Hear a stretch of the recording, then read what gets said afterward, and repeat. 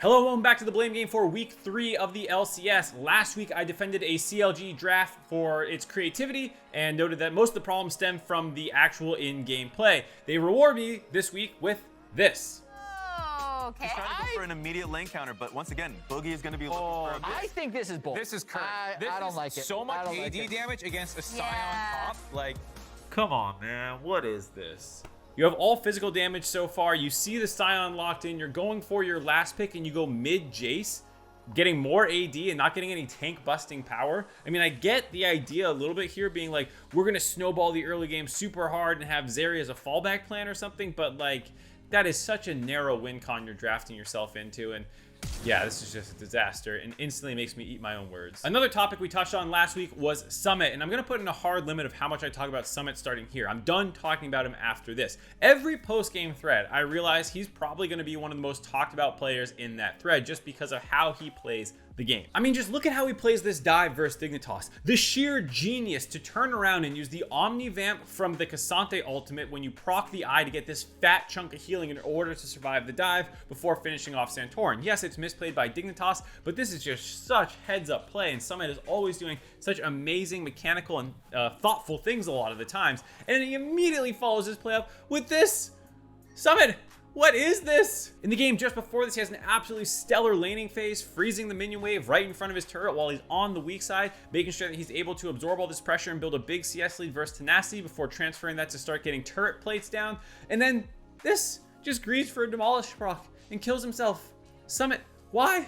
And then the flash forward onto Busio here. Oh, man. Now, here's where people get Summit wrong. A lot of people look at these two plays and the duality of them and go, wow, what an inconsistent player. But I've reframed Summit in my mind. See, he's not an inconsistent player. He's actually the most consistent player I've ever seen. He approaches every scenario like he's going to win it, and he tries to play it out from there. Now, the scenarios are wildly different, and that means that the outcome is different, but the input is the same from Summit. It's incredibly consistent. In science, you learn about this duality between accuracy versus precision, where a precise experiment is when you can run over and over and over again and get roughly the same results, whereas accuracy is like if it was actually matching what the data should be saying. You can have things that are accurate but imprecise and get a big spread of data, things that are really precise but not accurate. That is Summit. He is incredibly precise with how he approaches situations. It's just not always the right experiment to be running by this guy. And that seems to just be who he is and who he's going to keep being. And so he's always going to be at the top of Reddit threads. So I'm putting a rule now that I'm not talking about him anymore after this, unless he does something that is extreme even by his own standards, because otherwise he's going to be in every single Blame game. I love Summit. This is like such a crazy player where you see some plays and you're just like, my God, he's a genius. And then he's just like, yeah, I can probably make that play too, because he's so consistent. It's amazing. With Team Liquid's struggles, the CoreJJ overrated train has started up again, and they picked a game where he's playing Ashe to really target him here. And I gotta say, it wasn't a great game from him. I watched this game a handful of times. I watched Double F's recap of this game. I've tried to form my own opinion over the course of this, and I think there's some of this that lands and is very true for me, and others that I don't quite connect with. For example, this laning phase mishap is just a total brain off moment out of him, with Busio clearly being 6 before going into the brush, them knowing that he's 6 and still just walking way too far forward, and when he could have easily landed that volley earlier, just trying to get too close to stop this recall. Just a bit of a fumble play here. People were criticizing this Ashe ultimate. I guess it's not great, especially if they have properly communicated that they are at TP disadvantage. It's possible that they didn't know that. It's possible that Pioshik is yelling go go go go go here and he's just the one firing the arrow. You never know when you're Ashe who's actually deciding to pull the trigger or not. He had a lot of ults that he kind of just shot out trying to snipe double lift at decent windows. Like this one here comes right before Dragon spawns, and his ult will be back up by the time it is, and he's trying to force out the cleanse out of double lift. He did manage to doink him once and do that, and so that's what a lot of his downtime ults are looking for, and they don't all work. I actually really love the Team Liquid rookies here, but unfortunately I'm gonna have to flame them a little bit to defend CoreJJ.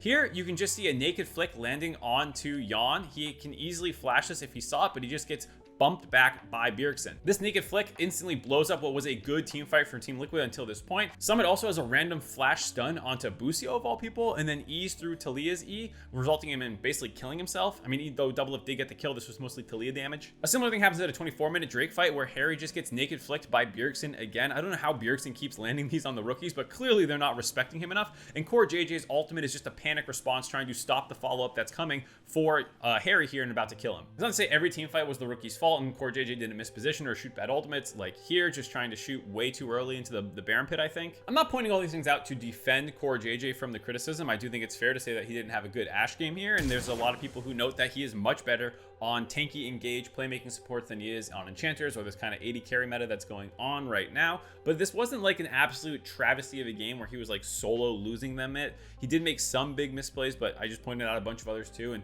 Team Liquid as a whole is just constantly making these kinds of fumbles one at a time. That's why they're still struggling middle of the pack. If they can ever all get on the same page and improve from here, I actually do think this team has a decent ceiling. People explicitly call me out and ask for a blame game on Neo, so I guess this is just something I do now. This initial gank on bot lane is something that I think might have been able to be played more aggressively. They could have used some of their summoner spells to force out Sven's earlier, I think, with a flash or heal. He does get tagged by the Glitter Lance, making him not able to just walk on top of Sven. But if you get really aggro on top of him, that's going to force him to use his defensive abilities earlier, which means that it's much easier afterwards for Boogie on his wraparound to land a Q on top of them, a Q flash, and then a W follow-up. The fact that they don't force any summoners out means that Sven can hold them to the last possible second. They could have potentially found the kill here instead of having to find the regank and attempt that later on, which doesn't ultimately work out. These fail ganks on the bot lane means that Boogie has leached a fair amount of XP, which gives an early lead to Berserker, who tries to use this very aggressively while he has this level advantage, and it gets punished by a nicely timed roam by Maple here, getting a kill back. Now here's the thing, Lucian Nami is a very strong lane, but it really turns online with the one item power spike that you're going for with your Gale Force Rush. The fact that you take first strike can get you there faster, and the mystical boots will get you able to just butt rush your mythic item instead of having to stop down, and so you'll often end up on this power spike extremely early compared to your opponent as well, like a Zeri who's going to go boots too most of the time. A really basic way for trying to judge how well a Lucian is playing is looking at them after their first item power spike as they begin to move around the map and look for opportunities to dash in with your Culling and Gale Force to chunk people off objectives, off turrets, or maybe find solo kills. You can see that TSM attempts to make plays around Neo by going to the bot side jungle and dropping a lot of wards down, but C9 is correctly playing defense here, only hovering as close as they need to with the Nocturne and Galio to defend the dive, while also sending more resources to the top side of the map. There aren't a ton of opportunities for Neo to go aggressive here as a result, but he does eventually end up in the mid lane, the 2v2 versus the enemy bot lane, and he never really tries to make a play chunking out either the Lulu or the Zeri. It's not till 1930 that he goes for his first Gale Force Culling combination, and you might be wondering, well, what's another good comparison point? And I'm going to go with Prince. Now, I know he's the best AD carry in the league, and it's a little bit unfair of a comparison, but I just want to point out what good Lucians are doing. Even though he didn't pick up a lot of kills versus Golden Guardians, this game is one of the reasons he got Player of the Week, because he was just relentlessly using his ultimate and Gale Force combinations to harass Golden Guardians, to the point that he got 1,400 gold basically by the end of the game just from his first strike. First off, FlyQuest just doesn't keep him postured in the bot lane. They move him around aggressively across the map, trying to find the areas that they expect there to be the most conflict in order for him to participate. Secondly, he commits multiple Gale Force Culling combinations, looking for kills, harassing, pushing people back, just doing any opportunity he thinks he can get it off without getting punished, utilizing the first strike gold and true damage to just keep people on their back feet. I know the comps are different and C9 has a couple more tools to punish an ill-timed dash in, but this is the mindset you need to have when approaching this game. And it's not like Neo didn't have opportunities, I think, to make this happen before 19 minutes in the game, where by the time Prince has reached that point in his respective game, I can't even count the amount of callings he's done. Again, I'll defend Neo a little bit here. This is a somewhat difficult comp to play into. There's a lot of dive threats that are going to be coming at exclusively you, because they're really probably not going to be using these cooldowns on top of a tankier Rise or something like that. Now, obviously with Flash, Cleanse, Gale Force, Dash, and all these tools, you do have a lot of ways to outplay them if you're playing well. And that's where, unfortunately, I do have to criticize Neo again here, because it's not like he was playing these team fights great. He kites this one out okay, though I wonder if there's a better opportunity to have used his Cleanse Flash combination here to avoid some of the initial chunk that he took. In this 21-minute one, he walks back into the stun by Fudge after it looks like he initially kited it out. At this 26-minute one, he Gale Forces basically into melee range on top of the Jax, then turns around and walks in for a 3-man stun. And here at this 28-minute one, Diplex has a couple little misplays that gives them an opportunity to potentially find a good fight, but here he just does not cleanse, eats the full fear, the full stun,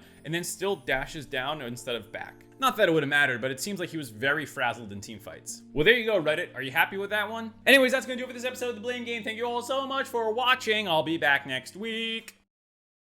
Hello everyone, welcome back to my channel after the holiday break. I'm back here at the LCS. We're covering all sorts of cool stuff and getting hyped for this year. So please be sure to check it all out, subscribe to this channel, and then shout out to Alienware for sponsoring so much of what we do here. Wouldn't be able to cover this year without them. So thank you so much to Alienware. You can check them out at the link in the description below, and purchasing something from them helps us out here.